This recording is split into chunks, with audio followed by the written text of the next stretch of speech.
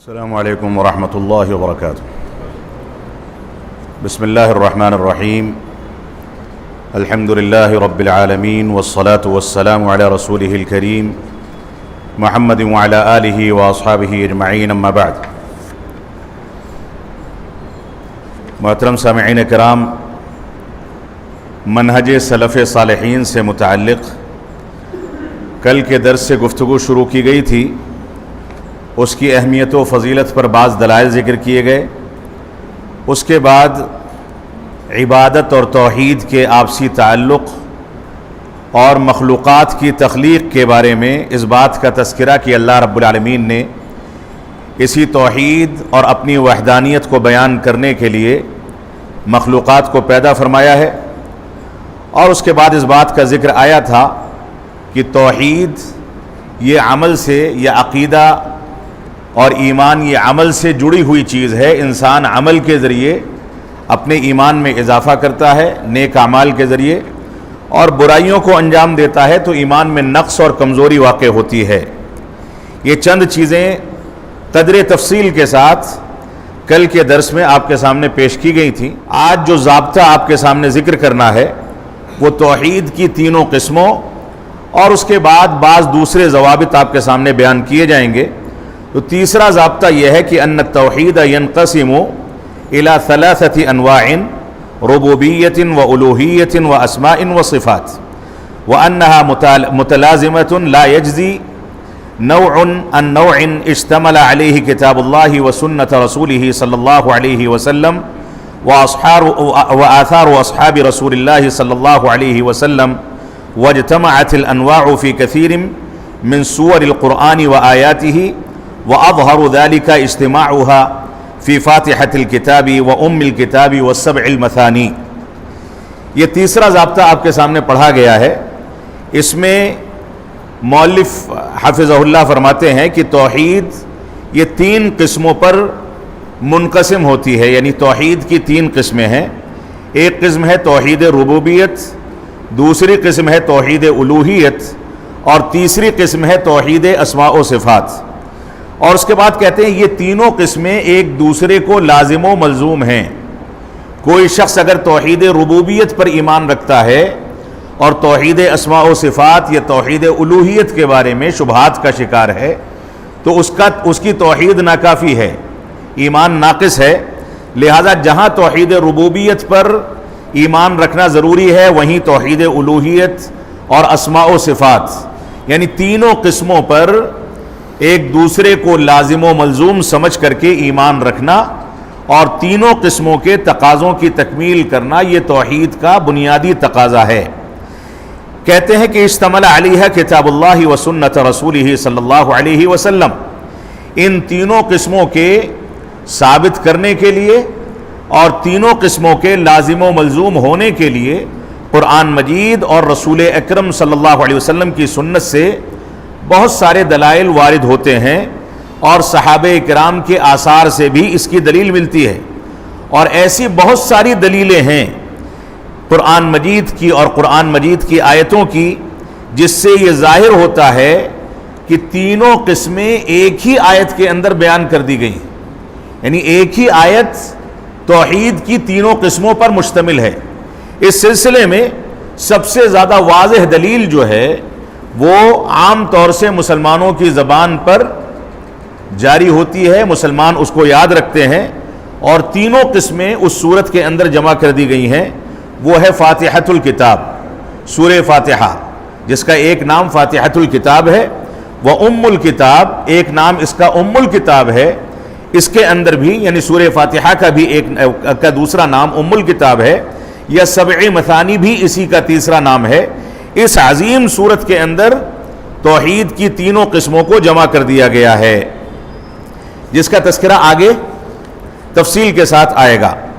تو اس ضابطے کے تحت چند دلائل اور چند اقوال آپ کے سامنے پیش کیے جاتے ہیں۔ بنیادی طور سے ایک قول جو کہ علامہ ابن القیم رحمۃ اللہ علیہ کا ہے، جس کے بارے میں وہ فرماتے ہیں کہ فَكَمَالُ الْإِنسَانِ وَسَعَادَتُهُ لا تتم الا بمجموع هذه الامور، انسان کا کامل مسلمان اور مومن ہونا اور انسان کا سعادت پا لینا ان چیزوں کے مجموعے کے بغیر، یعنی جو چیزیں ابھی ذکر کی جائیں گی ان چیزوں کی تکمیل کے بغیر وہ چیز ممکن نہیں ہے۔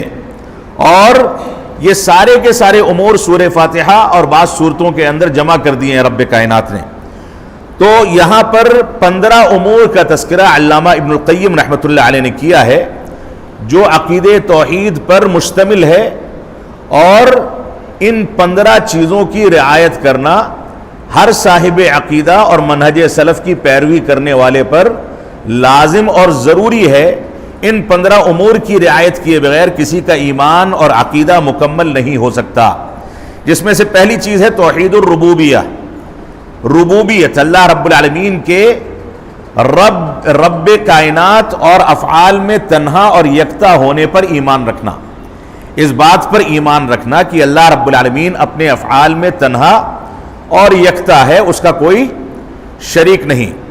اسی طریقے سے دوسری چیز ہے توحید الالوہیہ، توحید الوہیت کے تمام امور پر، تمام تقاضوں پر ایمان رکھنا، یعنی اس بات کا اعتقاد کہ اللہ رب العالمین کے ساتھ اس کی عبادت میں کوئی شریک نہیں، اپنی عبادات میں وہ تنہا اور یکتا ہے۔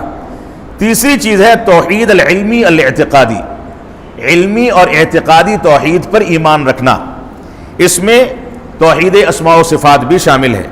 چوتھی چیز ہے تنزیہ الرب تعالی عن ان یظلم عبدہ، اللہ رب العالمین کو اس بات سے بری سمجھنا، اللہ رب العالمین کی پاکیزگی بیان کرنا کہ اللہ رب العالمین اپنے بندے پر ظلم کر سکتا ہے۔ یہ ممکن ہی نہیں ہے کہ رب کائنات اپنے بندے پر ظلم کرے یا کسی بغیر سبب کے اپنے بندے کو پکڑ لے اور اس کو عذاب دے، یہ اعتقاد رکھنا۔ پانچویں چیز ہے کہ بندے کا اس بات کا اعتراف کرنا کہ بذات خود انسان ظالم ہے، انسان خود ظالم ہے، اپنے کرتوتوں کے نتیجے میں وہ اپنے اوپر مصیبتوں کی دعوت دیتا ہے۔ رب کائنات اس کے ساتھ ظلم نہیں کرتا، بلکہ انسان بذات خود ایسے اسباب اختیار کرتا ہے کہ ان اسباب کی وجہ سے وہ مظلوم ہو جاتا ہے یا اس کے اوپر مصائب آتے ہیں۔ چھٹی چیز یہ ہے کہ التوسل الى الرب تعالی باحب الاشیاء وهو اسماؤه وصفاته، کہ اللہ رب العالمین سے وسیلہ پکڑنا ان چیزوں کے ذریعے جو چیزیں رب کائنات کو سب سے زیادہ محبوب ہیں، سب سے زیادہ محبوب ہیں، اور سب سے زیادہ جو محبوب چیزیں ہیں رب کائنات کو وہ اللہ رب العالمین کے نام اور اس کی صفتیں ہیں، اور اللہ رب العالمین کے ناموں کے معانی اور اس کے صفات کے معانی کو جمع کر کے اس کے تقاضوں پر عمل کرنا، جس میں الحی القیوم یہ بنیادی عظیم صفات ہیں جن کے تقاضوں کی تکمیل کرنا مسلمانوں کی ذمہ داری ہے۔ ساتواں امر اور ساتویں چیز یہ ہے کہ الاستعانۃ بہ وحدہ، کہ صرف رب کائنات سے مدد طلب کرنا، کسی اور سے مدد طلب نہ کرنا۔ آٹھویں چیز ہے اقرار العبد لہ بالرجاء، کہ بندے کا اللہ رب العالمین سے امیدیں وابستہ رکھنا، ہر چیز میں پر امید ہونا کہ رب کائنات سے میں دعا کرتا ہوں تو وہ قبول کرے گا، میں اس کی عبادت کرتا ہوں تو وہ اجر عطا فرمائے گا، میں اس کا فرمانبردار ہوں، توحید پر عمل کرتا ہوں تو اس کی ذات سے امید ہے کہ آخرت میں کامیابی عطا فرمائے گا۔ تو رب کائنات کی ذات سے امید رکھنا یہ بھی اس کا ایک تقاضا ہے۔ نویں چیز یہ ہے کہ اللہ رب العالمین کے لیے اس پر اعتماد اور توکل کی تحقیق کرنا، یعنی مکمل اعتماد اور توکل اس کا جو تقاضا ہے وہ رب کائنات پر رکھا جائے اور تمام کے تمام معاملات میں اللہ رب العالمین پر اعتماد کیا جائے۔ 10ویں چیز یہ ہے کہ انسان ان یرتع قلبہ فی ریاض القرآن، کہ انسان اپنے دل کو مکمل کرنے اور نقص سے پاک کرنے، یعنی ایمان کی تکمیل کے لیے قرآن مجید کی کیاریوں سے یا قرآن مجید کی تعلیمات سے اپنے آپ کو وابستہ کرے، اور اپنے دل کے لیے قرآن مجید کو ویسے ہی سمجھے جیسے ایک جانور کسی باغیچے میں یا کسی پرسکون جگہ پر خوشی محسوس کرتا ہے، ویسے ہی انسان قرآن مجید کو اپنے لیے دنیا اور آخرت کی کامیابی اور ہر چیز کی ہدایت کا ذریعہ سمجھے، اور قرآن مجید سے روشنی پکڑے، ظلمات کے خلاف، شبہات کے خلاف اور شہوات کے خلاف، یعنی مظالم، شبہات اور شہوات، ان تینوں چیزوں کے خلاف قرآن مجید سے روشنی پکڑے، عبرت پکڑے، یہ اس کی 10ویں ذمہ داری ہے۔ 11ویں ذمہ داری یہ ہے کہ الاستغفار، انسان اللہ رب العالمین سے توبہ کرتا رہے، استغفار کرتا رہے۔ 12ویں ذمہ داری ہے کہ التوبہ، انسان اللہ رب العالمین سے توبہ و استغفار کرتا رہے، اس کی جانب رجوع کرتا رہے۔ اور 13ویں ذمہ داری ہے الجہاد، انسان حالات اور مواقع کے لحاظ سے جہاد کے جو مراتب اس کے اوپر واجب ہوتے ہیں ان کو انجام دے۔ خود علامہ ابن القیم رحمۃ اللہ علیہ نے اپنی کتاب زاد المعاد میں جہاد کے مراتب کا تذکرہ کیا ہے، اور اس میں 13ویں درجے پر جا کر کے اگر شرائط مکمل ہوتے ہیں تو جہاد بالسیف کا تذکرہ کیا ہے۔ یعنی موجودہ دور میں ہندوستان یا دنیا کے کسی بھی خطے میں جہاد کے وہ شرائط نہیں پائے جاتے جن کی بنیاد پر ہمارے لیے ہتھیار اٹھانا جائز ہو۔ جہاد کا پہلا مرتبہ یہ ہے کہ انسان شیطان سے جہاد کرے، یعنی برائیوں کے خلاف اپنے آپ کو تیار کرے۔ دوسرا، اس کے کئی سارے مراحل ہیں۔ اس کے بعد اس کا اگلا درجہ یہ ہے کہ انسان اپنے نفس سے جہاد کرے، یعنی اپنے خاندان کی اصلاح کرے، اپنے ذات کی اصلاح کرے، اپنے گھرانے کی اصلاح کرے، اپنے متعلقین کی اصلاح کرے، اپنے دوست و احباب کی اصلاح کرے۔ ان میں کوئی بے نمازی ہے اس کو نمازی بنائے، کوئی شرک کرتا ہے اس کو توحید پر آمادہ کرے، کوئی بدعت کرتا ہے اس کو سنت رسول پر آمادہ کرے۔ یہ سارے کے سارے مراحل ہیں جس کی تفصیل کا یہ موقع نہیں۔ تو جہاد کو اپنے ذہن و دماغ میں اس کے احکام و مسائل کے ساتھ ایک محبوب عمل رکھنا ہر مسلمان کی ذمہ داری ہے، لیکن اس میں غلط گائیڈ لائن پہ نہ چلے جانا کہ انسان ساری چیزوں کو چھوڑ کر کے نماز بھی نہ پڑھے، طہارت کے مسائل سے بھی واقف نہ ہو، اور سیدھے جا کر کے جہاد کرنے کی دعوت دے کہ میں ہتھیار کے ذریعے سے دنیا کی کایا پلٹ دوں گا، اور پتہ یہ چلا کہ دیکھتے دیکھتے اس کے خاندان تباہ ہو گئے، اس کا گھرانہ تباہ ہو گیا، اس کا پورا سسٹم تباہ و برباد ہو گیا۔ یہ شریعت اسلامیہ کے مزاج کے خلاف ہے، اس پر مستقل بحث کی ضرورت ہے۔ اللہ رب العالمین ہم کو اس کی اہمیت کو سمجھنے کی توفیق عطا فرمائے۔ 14ویں چیز جو عقیدہ اسلامیہ اور منہج سلف کی تکمیل کے لیے ضروری ہے وہ نماز کا قیام ہے۔ انسان 5 وقتہ نمازوں کی پابندی کرے، اس کے تقاضوں کو سمجھے، با جماعت مساجد میں حاضری دے کر کے نمازوں کو ادا کرے۔ اور 15ویں چیز علامہ ابن القیم رحمۃ اللہ علیہ کے بقول اس منہج سلف کی تکمیل کے لیے البراءۃ من الحول والقوۃ وتفویضهما الی من هما بیدہ، یعنی بید اللہ، کہ اس بات سے براءت کا اعلان کرنا کہ انسان اس بات کا اعلان کرے کہ طاقت اور قوت میرے ہاتھ میں ہے۔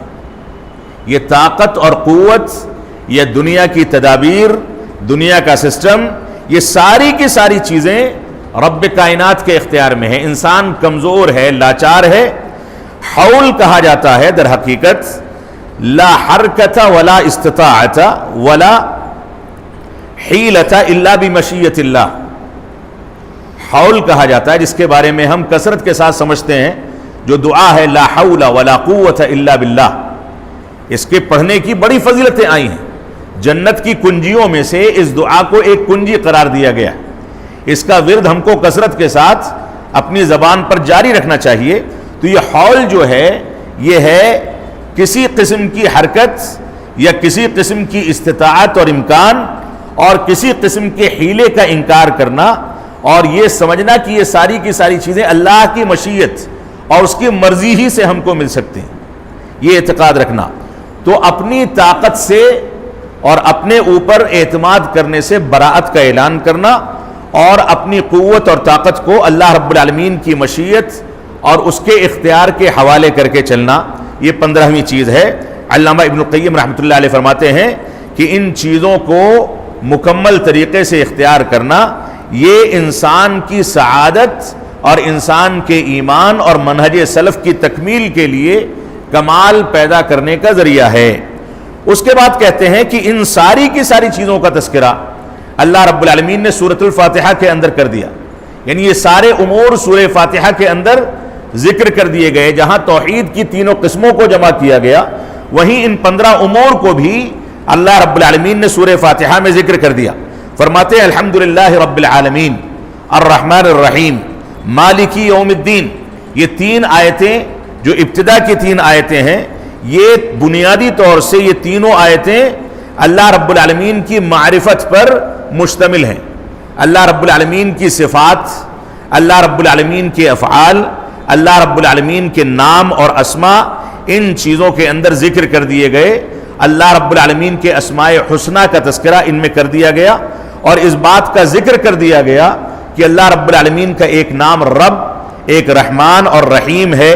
توحید الوہیت کا ثبوت اس سے مل گیا جو توحید ربوبیت پر مشتمل ہے، یعنی ان 3 آیتوں میں ربوبیت بھی ہے، الوہیت بھی ہے۔ اور الرحمن جو ہے رب کائنات کا نام، یہ اللہ رب العالمین کی صفت احسان پر بھی مشتمل ہے، اس کے جود و کرم پر اور اس کی سخاوت پر، اور اللہ رب العالمین کے اسماء و صفات پر یہ چیز مشتمل ہے۔ آگے فرمایا رب کائنات نے ایاک نعبد و ایاک نستعین، ہم تیری ہی عبادت کرتے ہیں اور تجھ ہی سے مدد چاہتے ہیں۔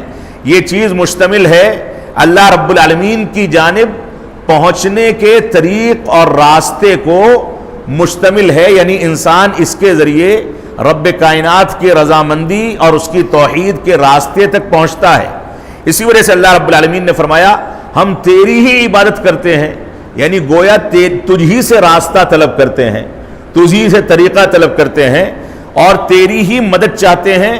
تو یہاں پر راستہ بتا دیا گیا اللہ رب العالمین تک پہنچنے کا، اور اس کے بعد کہا گیا اہدنا الصراط المستقیم، اے رب کائنات ہماری رہنمائی فرما صراط مستقیم، یعنی سیدھے راستے کی جانب۔ یہ چیز مشتمل ہے، متضمن ہے اس بات کو کہ انسان کے لیے اور اس کی سعادت اور رہنمائی کے لیے، اس کی ہدایت کے لیے رب کائنات کے راستے سے زیادہ کوئی راستہ پاکیزہ نہیں ہو سکتا۔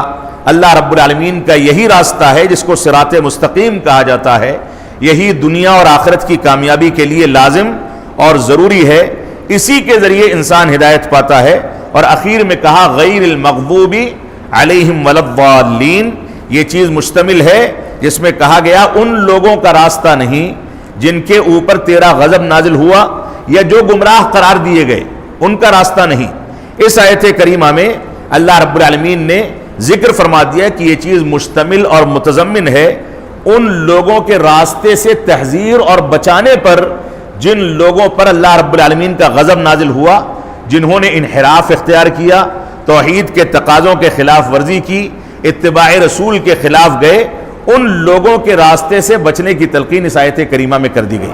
تو یہ سورۃ الفاتحہ جو ہے یہ تمام اصول و ضوابط اور تمام گوشوں پر مشتمل ہے جو اس ضابطے کے اندر آپ کے سامنے بیان کیے گئے۔ اگلا ضابطہ ہے جو چوتھا ضابطہ آج کے درس کے لحاظ سے، الایمان بکل ما ورد فی کتاب اللہ و سنت رسولہ من الاسماء والصفات دون تحریف او تمثیل او تکییف او تعطیل عملا بقولہ عز وجل لیس کمثلہ شیء وہو السمیع البصیر۔ سورہ شورى کی آیت نمبر 11 پر مشتمل یہ ضابطہ، فرمایا اس بات پر ایمان رکھنا کہ اللہ رب العالمین کی کتاب اور رسول اکرم صلی اللہ علیہ وسلم کی سنت کے اندر اللہ رب العالمین کے جو نام اور اس کی جو صفتیں وارد ہوئے ہیں، ان سارے کے سارے ناموں اور صفتوں کو بلا کسی تحریف کے، بلا کسی مثال کے، بلا کسی کیفیت کے اور بلا کسی تعطیل کے تسلیم کر لینا۔ 4 چیزوں کا تذکرہ کیا گیا۔ پہلی چیز بلا کسی تحریف کے، تحریف کہتے ہیں اسماء و صفات کے معانی کو بدل دینا، معنی کچھ اور ہے اور انسان کچھ اور سمجھے، یہ تحریف ہے۔ اگر ایسا کوئی کرتا ہے تو وہ گمراہ ہے۔ بلا کسی مثال کے، بلا تمثیل، بلا مثال کے، یعنی اللہ رب العالمین کی فنا صفت ثابت ہے، وہ دیکھتا ہے، سنتا ہے، انسان سمجھانے کے لیے مثال بیان کرے کہ جیسے ہم سنتے ہیں، دیکھتے ہیں، ویسے ہی رب کائنات سنتا ہے، یہ بھی باطل ہے۔ ایسا اعتقاد رکھنے والا بھی ناقص الایمان یا بسا اوقات اس میں غلو کرنے کے نتیجے میں اسلام سے خارج ہو سکتا ہے۔ او تکییف، یا اللہ رب العالمین کے اسماء و صفات کی کیفیت بیان کرنا، یعنی اللہ رب العالمین کا ہاتھ ثابت ہے، ہاتھ کی کیفیت بیان کرے، یہ ہاتھ 5 انگلیوں پر مشتمل ہے، ایسی صفت کا ہے، اس انداز کا ہے، اس شکل کا ہے، یہ کیفیت بیان کرنا بھی باطل ہے۔ اور اسی طریقے سے اسماء و صفات کی تعطیل کہتے ہیں کسی چیز کی چھٹی کر دینا، یعنی انکار کر دینا۔ انسان بسا اوقات بعض فرقے باطلہ یا اہل کلام کے فرقے یہ کہتے ہیں کہ اگر ہم اسماء و صفات کو ثابت کریں گے تو ثابت کرنے سے مثال دینا یا تشبیہ دینا یا کیفیت بیان کرنا لازم آئے گا، لہذا ہم اس کا انکار کرتے ہیں۔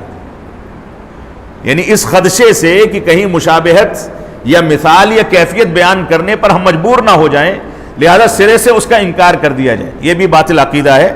اللہ رب العالمین کا فرمان ہے، اللہ رب العالمین کی مانند کوئی چیز نہیں، اس کے جیسی کوئی چیز نہیں، اور وہ سننے اور دیکھنے والا ہے، یعنی اس کا سننا اور اس کا دیکھنا اس کی شایان شان ہے، کسی دوسرے کے مثال کے ذریعے سے اس کو نہیں سمجھایا جا سکتا۔ تو یہ اگلا ضابطہ ہے اس سلسلے میں۔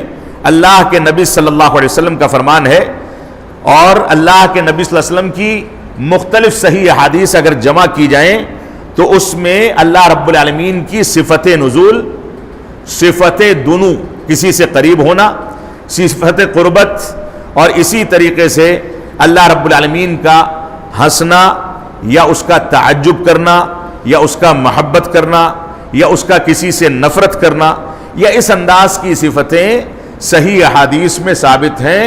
ان کو رب کائنات کے شایان شان ویسے ہی تسلیم کیا جائے گا جیسے اس کی شان ہے، اس کی نہ کیفیت بیان کی جائے گی، نہ مثال بیان کی جائے گی، نہ تشبیہ دی جائے گی، نہ انکار کیا جائے گا۔ یہ ضابطہ ہے اہل سنت والجماعت کا۔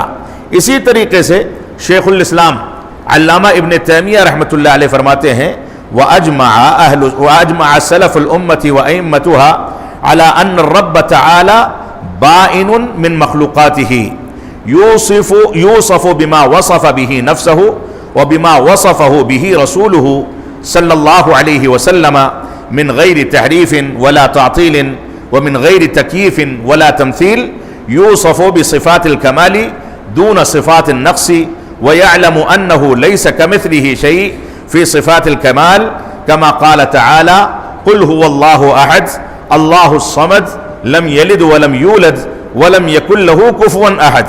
شیخ الاسلام فرماتے ہیں کہ سلف امت اور علماء امت کا اس بات پر اجماع ہے، اور ائمہ اسلام کا اس بات پر اجماع ہے کہ اللہ رب العالمین مخلوقات کی صفت سے بالکل الگ تھلگ ہے، بائن الگ تھلگ ہے۔ بائن کس کو کہا جاتا ہے؟ اس کی ذات میں مخلوقات کی صفات نہیں، اور مخلوقات کی ذات میں رب کائنات کی صفات نہیں، یعنی حلول کے عقیدے کا مکمل انکار، یہ بائن ہے۔ تو فرمایا اللہ رب العالمین بائن ہے اپنی مخلوقات پر، یہ اہل سنت والجماعت کا اجماع ہے اس بات پر۔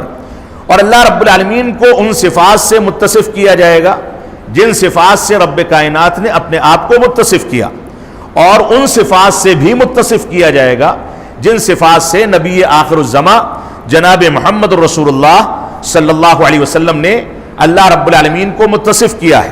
اس اتصاف اور متصف کرنے میں ہر قسم کی تحریف، ہر قسم کی تعطیل، ہر قسم کی کیفیت اور ہر قسم کی مثال سے ہم اجتناب کریں گے، اور اللہ رب العالمین کو صفت کمال سے متصف کیا جائے گا، اور صفات نقص سے اس کو بری سمجھا جائے گا۔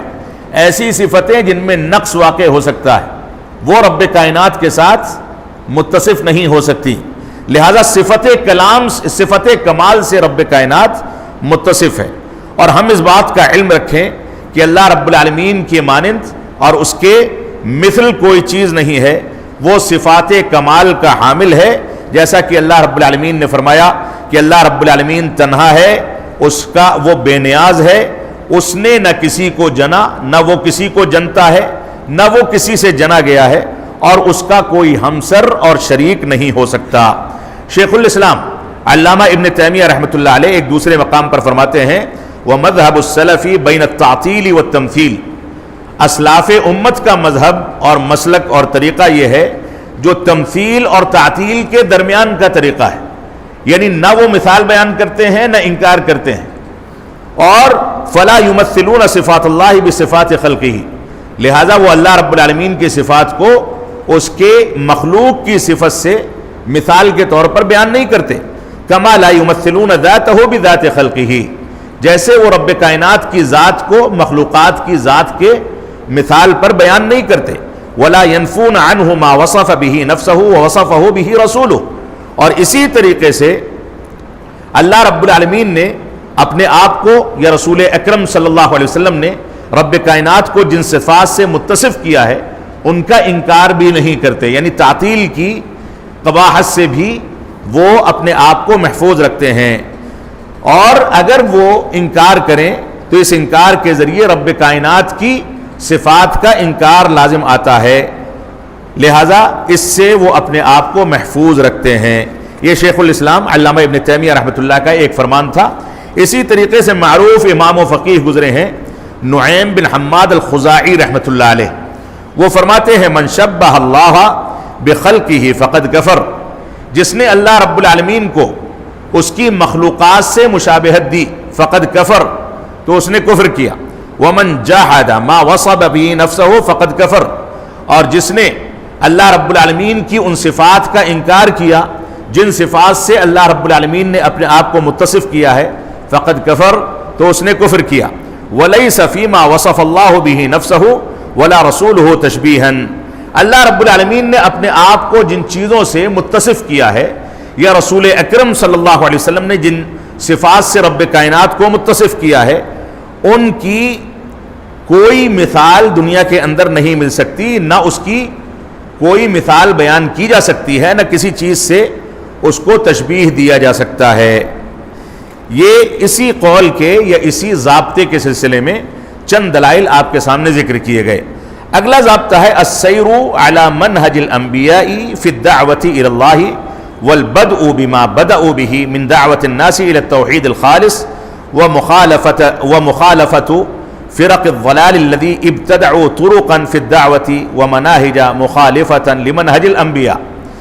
اگلا ضابطہ ہے کہ انسان کو اس منہج پر چلنا ہے جس منہج کا تذکرہ انبیاء کے بارے میں قرآن و سنت میں کیا گیا ہے. دعوت و تبلیغ کے میدان میں اسی طریقے کو اپنانا جو طریقہ انبیاء کرام نے اپنایا، اور انہی چیزوں سے دعوت و تبلیغ کی ابتدا کرنا جن چیزوں سے انبیاء نے اپنی دعوت کی ابتدا کی. وہ دعوت کی ابتدا توحید خالص کے ذریعے تھی. لہذا انسان معاشرے میں نکل کر کے لوگوں سے جب سامنا کرے تو سیدھے یہ نہ کہے کہ تم ایسا کرتے ہو ویسا کرتے ہو، بلکہ پہلے توحید پر استقامت حاصل کرے، پھر عبادات کی جانب آئے، دھیرے دھیرے بتدریج اسٹیپ بائی اسٹیپ ان کی اصلاح کرے گا، اور اس کے بعد پھر فروعی مسائل میں، ان کے نجی مسائل میں، نجی گفتگو میں ان سے ان کی اصلاح کی کوشش کرے گا. اگر انسان توحید کو نہیں مانتا ہے اور آپ اس لمبی چوڑی جماعت جو سواد اعظم کا دعویٰ کرتی ہے اس کے طریقے سے یہ کہیں دعویٰ کریں کہ ہم نے مسلمانوں کو مسجد سے جوڑ دیا، توحید نہیں سکھائی لیکن نمازی بنا دیا، تو ایسی نماز کا فائدہ کیا ہے کہ نماز پڑھنے والا توحید سے واقف نہ ہو. توحید سے واقف نہ ہونے کے ساتھ اگر عبادت کی جاتی ہے تو یہ عبادت بیکار ہے، کیونکہ عبادت کی شرط ہی اس کے اندر سے مفقود ہے. لہذا کوئی شخص یہ دعویٰ کرے کہ میں لوگوں کو مسجد سے جوڑنے کا کام کرتا ہوں اور توحید کی دعوت پر اس کا اہتمام نہ کرے تو اس جوڑنے کا کوئی فائدہ نہیں. پہلے توحید میں پختگی، پھر عبادات کی سے جوڑنے کا کام یہ بتدریج کیا جائے گا.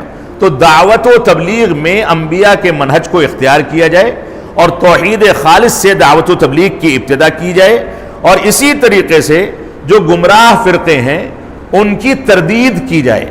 انبیاء نے گمراہ عقائد اور گمراہ فرقوں کی ہمیشہ تردید کی، لہذا جو بھی گمراہ فرقے ہیں ان کی مخالفت کی جائے، اور انہوں نے جو نئے طریقے ایجاد کر لیے ہیں دعوت و تبلیغ کے میدان میں ان سے لوگوں کو ڈرایا جائے اور انبیاء کے منہج پر ترکیز کر کے اسی کے مطابق زندگی کو ڈھالا جائے.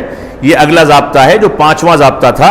اس سلسلے میں ایک دلیل دے کر کے میں آگے بڑھوں گا، بلکہ آپ یہ سمجھیں کہ اس سلسلے میں دلیلیں بہت ساری ہیں. اللہ رب العالمین کا فرمان ہے قُلْ هَٰذِهِ سَبِيلِي أَدْعُو إِلَى اللَّهِ عَلَىٰ بَصِيرَةٍ أَنَا وَمَنِ اتَّبَعَنِي. اے اللہ کے نبی صلی اللہ علیہ وسلم آپ کہہ دیجئے یہ میرا راستہ ہے میں اس کی جانب بلاتا ہوں، میں بھی بلاتا ہوں، اور میرے پیروکار یعنی صحابہ کرام بھی اسی کی جانب بلاتے ہیں، علی بصیرت، مکمل بصیرت کے ساتھ۔ بصیرت کیا ہے؟ بصیرت در حقیقت قرآن و سنت کا وہ علم حقیقی ہے جو انسان کو توحید، اتباع رسول اور اسلام اور ایمان کے دوسرے ضوابط پر پختگی اختیار کرنے کا راستہ دکھاتا ہے، وہی بصیرت ہے۔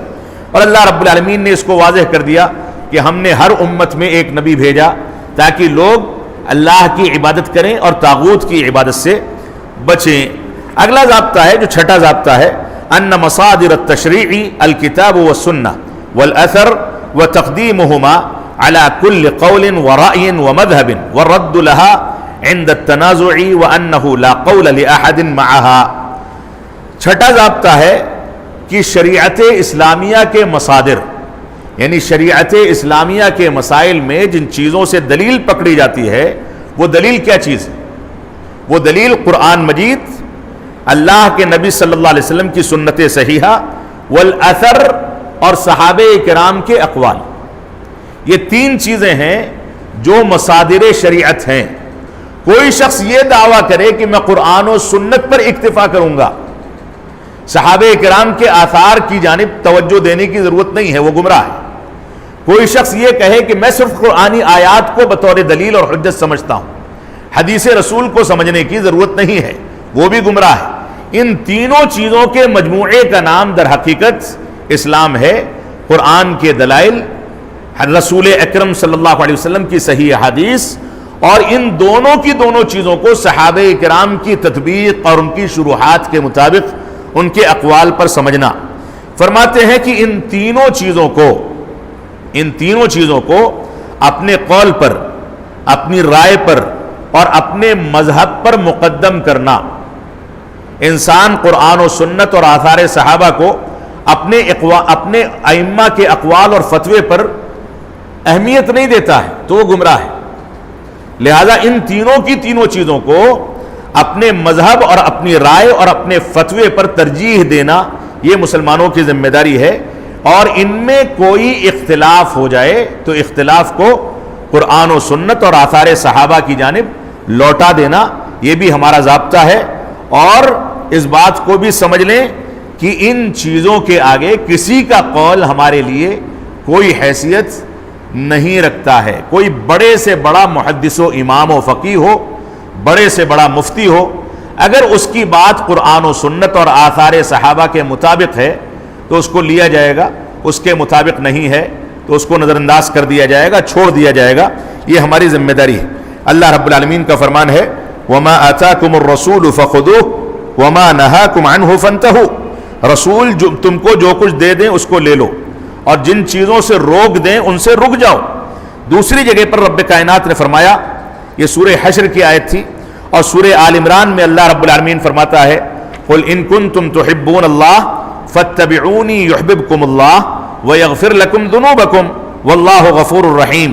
فرمایا کہ اگر تم، اے اللہ کے نبی صلی اللہ علیہ وسلم آپ کہہ دیجئے کہ اگر تم اللہ رب العالمین سے محبت رکھتے ہو تو میری اتباع کرو، یعنی اتباع رسول یہ رب کائنات کی محبت کی بنیادی شرط ہے۔ اس کا نتیجہ کیا ہوگا؟ یحببکم اللہ، اللہ رب العالمین تم سے محبت کرنے لگے گا، تمہارے گناہوں کو بخش دے گا، اور اللہ رب العالمین بخشنے والا اور رحم کرنے والا ہے۔ اللہ کے نبی صلی اللہ علیہ وسلم کا فرمان ہے، فرماتے ہیں، من اطاعنی فقد اطاع اللہ، جس نے میری اطاعت کی اس نے اللہ رب العالمین کی اطاعت کی۔ ومن عصانی فقد عصى اللہ، جس نے میری معصیت کی، میری مخالفت کی، اس نے اللہ رب العالمین کی معصیت کی۔ ومن اطاع امیری فقد اطاعنی، اور جس نے میرے امرا کی، یعنی میری تعلیمات کی بنیاد پر یا میری وصیت کی بنیاد پر جو لوگ امیر یا خلیفہ ہو گئے ان کی اطاعت کی، گویا میری اطاعت کی۔ یا موجودہ دور میں جب خلافت کا نظام ختم ہو چکا ہے تو وہ علماء جو علماء ربانی ہیں، قرآن و سنت اور منہج سلف کے مطابق تقوی اور پرہیزگاری کی بنیادوں پر زندگی گزارتے ہیں، امانت داری کے ساتھ لوگوں کے سامنے اسلام کا پیغام پہنچاتے ہیں، وہ اپنے اپنے حلقے میں امیر کی حیثیت رکھتے ہیں، ان کی اطاعت قرآن و سنت کی بنیاد پر کرنا گویا ہم نے اللہ کے نبی صلی اللہ علیہ وسلم کی اطاعت کی. تو فرمایا جس نے میرے امیر کی اطاعت کی اس نے میری اطاعت کی. ومن عصا امیری فقد عصانی، اور جس نے میرے امیر کی نافرمانی کی اس نے گویا میری نافرمانی کی. یہ صحیح بخاری اور صحیح مسلم کی روایت ہے. اور اللہ کے نبی صلی اللہ علیہ وسلم فرماتے ہیں فمن رغب عن سنتی فلیس منی، جو میری سنت سے اعراض کر جائے وہ مجھ میں سے نہیں ہے. یہ بھی صحیح بخاری اور صحیح مسلم کی روایت ہے. اور عمر بن خطاب رضی اللہ تعالیٰ عنہ فرماتے ہیں کہ ان رجلا من الیہود قال له، کہ یہودیوں میں سے ایک آدمی نے عمر بن خطاب رضی اللہ تعالیٰ عنہ سے کہا یا امیر المؤمنین، اے امیر المؤمنین، آیت فی کتابکم تقرؤونہا، آپ کی کتاب یعنی قرآن مجید میں ایک ایسی آیت ہے جس کی آپ لوگ تلاوت کرتے ہیں. لو علینا معشر الیہودی نزلت، اگر وہ آیت ہمارے اوپر نازل کی گئی ہوتی، لاتخذنا ذاک اليوم عیدا، تو اس آیت کریمہ کے نزول کے دن کو ہم عید بنا لیتے. تو انہوں نے فرمایا ایو آیتن، وہ کون سی آیت ہے؟ تو یہودی نے کہا الیوم اکملت لکم دینکم واتممت علیکم نعمتی ورضیت لکم الاسلام دینا، ہم نے آج تمہارے لیے تمہارے دین کو مکمل کر دیا، تمہارے اوپر نعمت اسلام کی تکمیل کر دی اور تمہارے لیے اسلام کو پسندیدہ دین قرار دیا. یہ قرآن مجید کی آخری آیت کریمہ ہے جس کے ساتھ اسلام کی تکمیل کر دی گئی. تو عمر بن خطاب رضی اللہ تعالیٰ عنہ نے اس یہودی کو جو جواب دیا اس کو سنے. فرمایا عمر رضی اللہ تعالیٰ عنہ قد عرفنا ذالک اليوم، ہم اس دن کو جانتے ہیں جس دن یہ آیت کریمہ نازل ہوئی. والمکان الذی نزلت فیہ، اور یہ آیت کریمہ جس جگہ پر نازل ہوئی اس جگہ اور مقام کو بھی ہم جانتے ہیں. علی النبی صلی اللہ علیہ وسلم، اللہ کے نبی صلی اللہ علیہ وسلم پر جس جگہ پر یہ آیت نازل ہوئی تھی اس جگہ سے بھی ہم واقف ہیں. وَهُوَ قَائِمٌ بِعَرَفَةَ يَوْمَ جُمُعَةٍ، اور یہ جمعہ کے دن اس آیت کریمہ کے نزول کا دن یوم عرفہ کے دن ہوا تھا، یعنی عرفات کے میدان میں عرفات کے دن جمعہ کے دن مطابقت تھی، اس دن یہ آیت کریمہ نازل ہوئی تھی. تو ہم اس آیت کریمہ کی جگہ سے بھی واقف ہیں، کس پر نازل ہوئی اس سے بھی واقف ہیں، اور کس کیفیت میں نازل ہوئی اس سے بھی واقف ہیں، اور صحابہ کرام اس کو کیسے سن رہے تھے ان چیزوں سے بھی واقف ہیں. یہ صحیح بخاری صحیح مسلم کی روایت ہے. یہاں سے اندازہ ہوتا ہے کہ سنت رسول کا مقام کیا ہے اور صحابہ کرام کس اہمیت اور کس توجہ کے ساتھ سنت رسول پر توجہ دیتے تھے اور اس کو اپناتے تھے. اسی طریقے سے شیخ الاسلام علامہ ابن تیمیہ رحمۃ اللہ علیہ کا ایک فرمان ہے فمن بن الکلام فی العلم الاصول والفروع عن الكتاب والسنة والآثار الماثورة عن السابقین فقد اصاب طریق النبوہ. فرماتے ہیں شیخ الاسلام کہ جس نے اپنے کلام کو علم کے میدان میں چاہے اصولی مسائل ہوں یا فروعی مسائل ہوں ان میں قرآن و سنت اور آثار ماثورہ یعنی صحابہ کرام کے اقوال پر مشتمل رکھا. جو لوگ گزر چکے ہیں ان کی شروحات کے مطابق ان چیزوں کو سمجھا. فقد اصاب طریق النبوہ، تو گویا اس نے نبوت کا طریقہ اپنا لیا، نبوت کے طریقے کو پا لیا. تو قرآن و سنت اور آثار سلف کی سب سے بڑی فضیلت یہ ہے کہ اس کے ذریعے ہم نبوت کے طریقے کو اپنانے کی جانب گامزن ہو جاتے ہیں. اللہ رب العالمین ہم کو اس بات کی توفیق عطا فرمائے. اسی طریقے سے اگلا ضابطہ ہے فہم الکتاب والسنۃ لا یکون الا علی وفق فہم سلف هذه الامہ. اسی ضابطے کو مزید وضاحت کے ساتھ ذکر کر رہے ہیں کہ قرآن و سنت کا فہم ضروری ہے کہ اس امت کے اسلاف کے مطابق رکھا جائے. یہ چیز ضروری اور واجب ہے کہ قرآن و سنت کو اسلاف امت کے فہم کے مطابق سمجھا جائے. اللہ رب العالمین کا فرمان ہے وَمَن يُشَاقِقِ الرَّسُولِ مِن بَعْدِ مَا تَبَيَّنَ لَهُ الْهُدَى وَيَتَّبِعْ غَيْرَ سَبِيلِ الْمُؤْمِنِينَ نُوَلِّهِ مَا تَوَلَّى وَنُصْلِهِ جَهَنَّمَ وَسَاءَتْ مَصِيرًا. سورہ نساء کی آیت نمبر 115 میں اللہ رب العالمین نے فرمایا جس نے رسول کی نافرمانی کی راستے کے واضح ہو جانے کے بعد اور مومنوں کے علاوہ کسی دوسرے کا راستہ اختیار کیا. یہاں مومنوں سے مراد صحابہ کرام ہیں. صحابہ کرام کو چھوڑ کر کے کسی دوسرے کا راستہ اختیار کیا تو ہم اس کو اسی راستے پر چلا دیں گے جس راستے کو اس نے اپنایا ہے, اور اس کو جہنم رسید کر دیں گے, وہ بہت برا ٹھکانہ ہے. اللہ رب العالمین کا فرمان ہے اولئک الذین ھدی اللہ فبہداہ مقتدی قل لا اسألکم علیہ اجرا ان هو الا ذکری للعالمین. اللہ رب العالمین نے فرمایا یہ وہ لوگ ہیں جو اس طریقے کو اپناتے ہیں جس طریقے کو صحابہ کرام نے اور اسلاف امت نے اختیار کیا. اولئک الذین ھدی اللہ, یہ اس طریقے پر رہنمائی کرتے ہیں یا رہنمائی پکڑتے ہیں جس طریقے پر ماضی کے لوگوں نے رہنمائی پکڑی ہے. اور اللہ کے نبی صلی اللہ علیہ وسلم فرماتے ہیں النجوم امانۃ للسماء, یہ ستارے جو ہم آسمان پر دیکھتے ہیں یہ ستارے آسمان کے لیے محافظ ہیں. جب شیطان وہاں سے باتوں کو چرانے کی کوشش کرتا ہے تو یہ ستارے جا کر کے اس کو مارتے ہیں, بھگاتے ہیں, پہرا دیتے ہیں. فَإِذَا ذَهَبَتِ النُّجُومُ أَتَى السَّمَاءَ مَا تُوعَدُ, فرمایا اگر یہ ستارے ختم ہو گئے تو آسمان کو وہ کچھ لاحق ہو جائے گا جس چیز کا وعدہ کیا گیا, یعنی یہ آسمان تباہ ہو جائے گا, پھٹ جائے گا. وَأَنَا أَمَنَةٌ لِأَصْحَابِي, کہتے ہیں کہ میں اپنے صحابہ اور ساتھیوں کا محافظ ہوں. فَإِذَا ذَهَبْتُ أَتَى أَصْحَابِي مَا يُوعَدُونَ, جب میں اس دنیا سے گزر جاؤں گا تو صحابہ پر وہ وقت آئے گا جس کی پیشین گوئی اور وعدہ کیا گیا ہے, یعنی فتنوں کے دور کی ابتدا ہو جائے گی. وَأَصْحَابِي أَمَنَةٌ لِأُمَّتِي, اور میرے ساتھی اور میرے صحابہ یہ امت اسلامیہ کے لیے محافظ ہیں. لہذا جب یہ صحابہ کرام دنیا سے رخصت ہو جائیں گے تو امت اسلامیہ کو وہ فتنے آ کر کے دبوچ لیں گے جن فتنوں کا وعدہ کیا گیا ہے. لہذا انسان کو فتنوں سے بچنا ہے تو صحابہ کرام کی اقتدا کرے. وہ موجود نہیں ہیں لیکن ان کی شروحات اور ان کے اقوال موجود ہیں جو انسان کو فتنوں سے محفوظ کرنے کا ذریعہ ہے.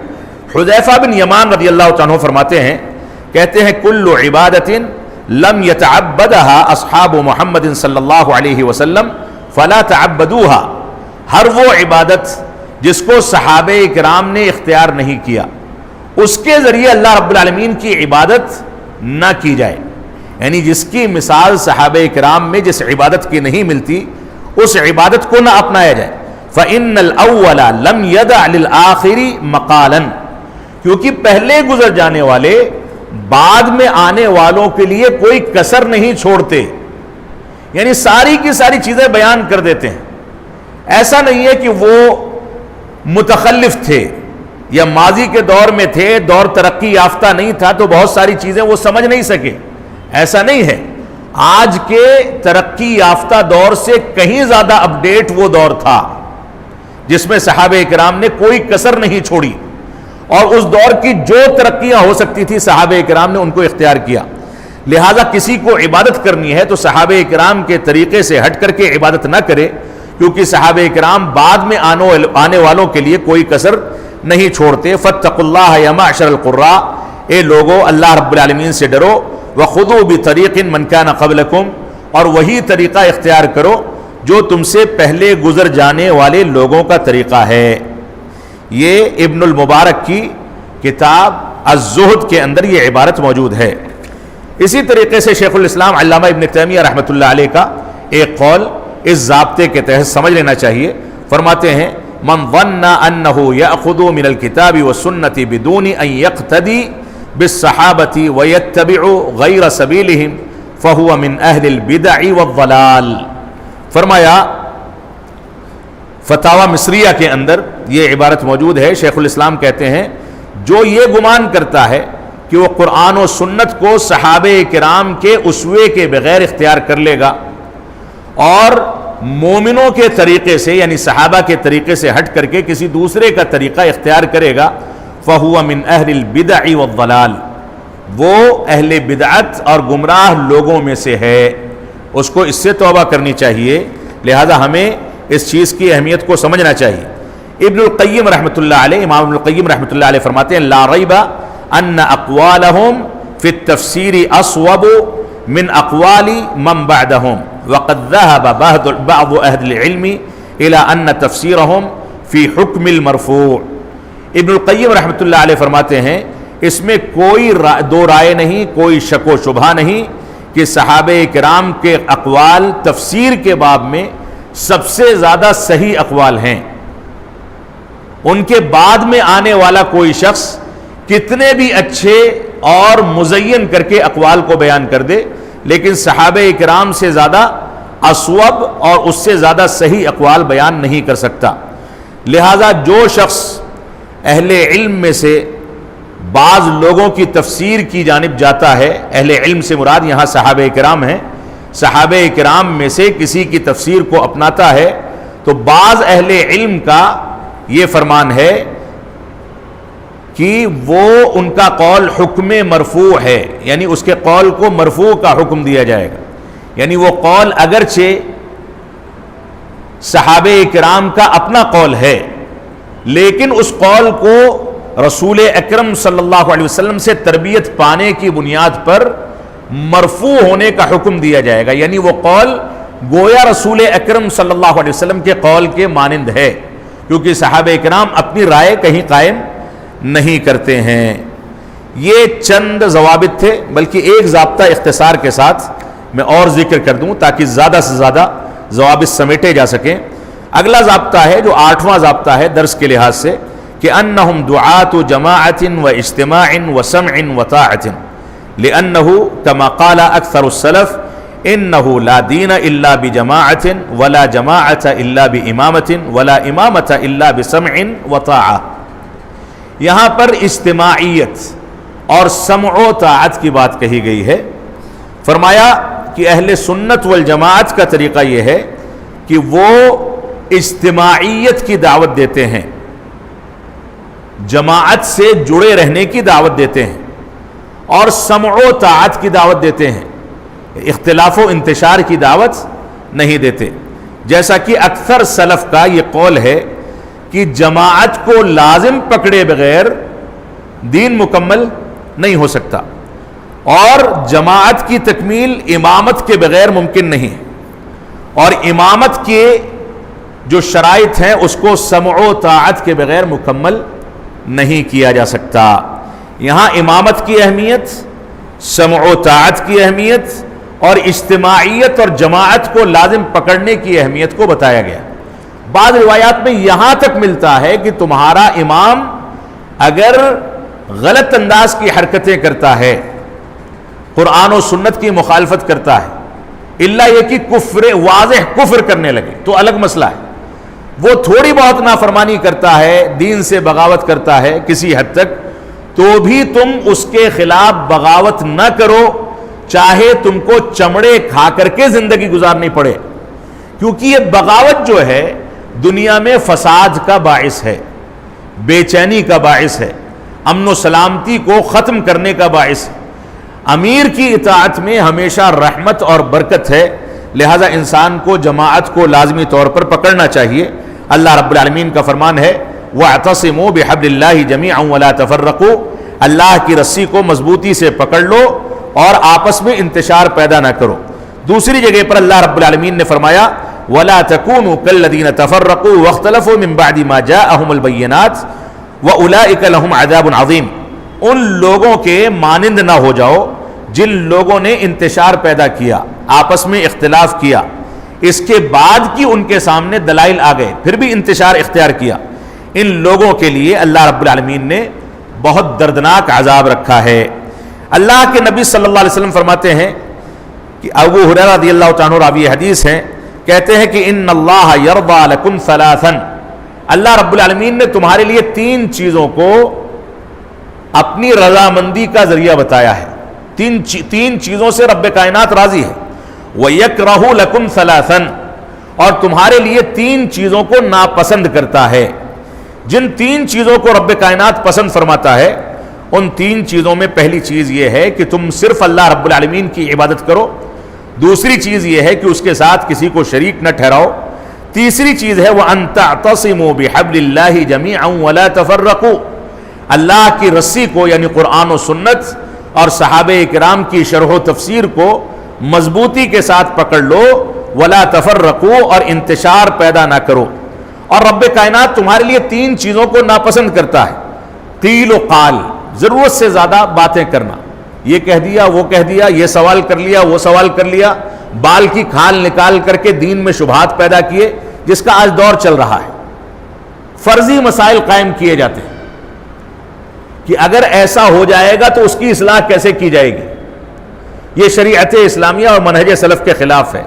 تو قیل و قال کو رب کائنات ناپسند کرتا ہے، کثرت السوال، بہت زیادہ سوال کرنے کو رب کائنات ناپسند کرتا ہے، وَإِضَاعَةُ الْمَال، اور مال کی بربادی کو بھی رب کائنات ناپسند کرتا ہے۔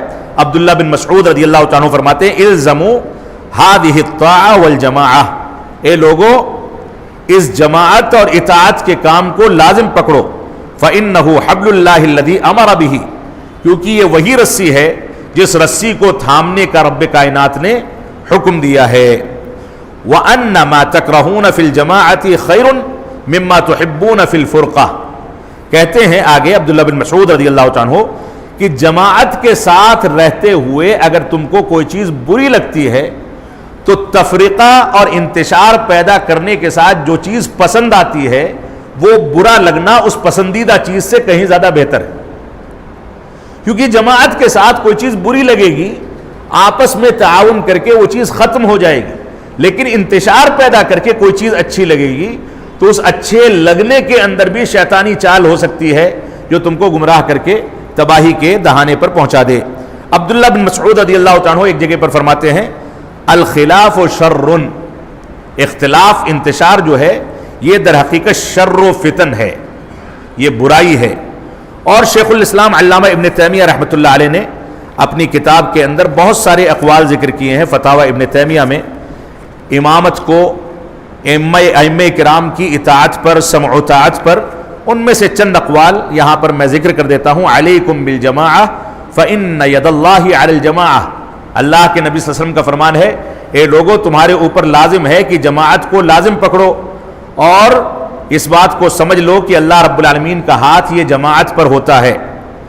اس کے بعد کہا فإن الشیطان مع الواحد، شیطان جو ہے ایک شخص کے ساتھ ہوتا ہے، وَهُوَ مِنَ الْإِثْنَيْنِ أَبْعَدْ، اور اگر ایک سے دو آدمی ہو جائے تو شیطان تھوڑا دور ہو جاتا ہے، دو سے تین ہوئے تو شیطان مزید دور بھاگے گا، اجتماعیت جتنی زیادہ بڑھے گی شیطان اتنا زیادہ بھاگے گا، کیونکہ انسان تنہائی میں گناہوں کو زیادہ انجام دے سکتا ہے، لوگوں کے ساتھ رہتے ہوئے وہ برائیوں سے دور ہوتا ہے اور شیطان کے بہکاوے میں اور ہتھ کنڈے میں نہیں پڑتا۔ اسی طریقے سے اللہ کے نبی صلی اللہ علیہ وسلم کا فرمان ہے من جاءکم وَأَمْرُكُمْ عَلَى رَجُلٍ وَاحِدٍ مِّنْكُمْ يُرِيدُ أَن يُفَرِّقَ جَمَاعَتَكُمْ فَاضْرِبُوا عُنُقَهُ بِالسَّيْفِ كَائِنًا مَّن كَانَ، فرمایا اللہ کے نبی صلی اللہ علیہ وسلم کا فرمان ہے اگر تم میں کوئی شخص آئے اور تم کسی ایک امیر پر جمع ہو چکے ہو، کسی ایک شخص کو اپنا قائد تسلیم کر چکے ہو، اور وہ چاہتا ہے کہ تمہارے اور تمہارے امیر کے درمیان یا تمہاری جماعت کے درمیان انتشار پیدا کر دے، اختلاف پیدا کر دے، تمہاری جماعت میں انتشار و اختلاف پیدا کر دے، فَاضْرِبُوا عُنُقَهُ بِالسَّيْفِ، لہذا اس کی گردن فوراً تلوار سے مار دی جانی چاہیے۔ انسان خود نہیں مارے گا، حکومت جو نافذ ہے وہ حکومت اس کی گردن کو مارے گی بغاوت کے نتیجے میں، لہذا اس کا عیب اتنا زیادہ خطرناک ہے کہ اس کی زندگی اس کی موت سے کہیں زیادہ بیکار ہے۔ بہتر یہ ہے کہ ایسا فتنہ پرور اس دنیا سے چلا جائے اور اس کو قرار واقعی سزا دے دی جائے۔ شیخ الاسلام علامہ ابن تیمیہ رحمۃ اللہ علیہ دوسری جگہ پر ارشاد فرماتے ہیں کہ وَالْبِدْعَةُ مَقْرُونَةٌ بِالْفُرْقَةِ كَمَا أَنَّ السُّنَّةَ مَقْرُونَةٌ بِالْجَمَاعَةِ، کہتے ہیں کہ بدعات جو ہیں یہ تفریق اور انتشار کے ساتھ مقرون ہیں، اس سے ملی ہوئی ہیں، جیسا کہ سنت رسول صلی اللہ علیہ وسلم یہ جماعت اور اتحاد و اتفاق کے ساتھ ملی ہوئی چیز ہے۔ فَيُقَالُ، اسی وجہ سے کہا جاتا ہے اہل السنت والجماعہ، اہل سنت والجماعت، یعنی جس نے سنت کو اختیار کر لیا اس نے جماعت کو لازم پکڑ لیا. تو یہ نام جو ہے، جو پسندیدہ نام ہے، یہ سنت کے ساتھ ساتھ جماعت کو جوڑے بغیر مکمل نہیں ہوتا. وَكَمَا يُقال، اور جیسا کہ کہا جاتا ہے اہل البدعۃ والفرقہ، اہل بدعت اور اہل انتشار اور تفریق. یعنی بدعت جو ہے یہ تفریق پر مشتمل ہے، اور کیوں نہ ہو.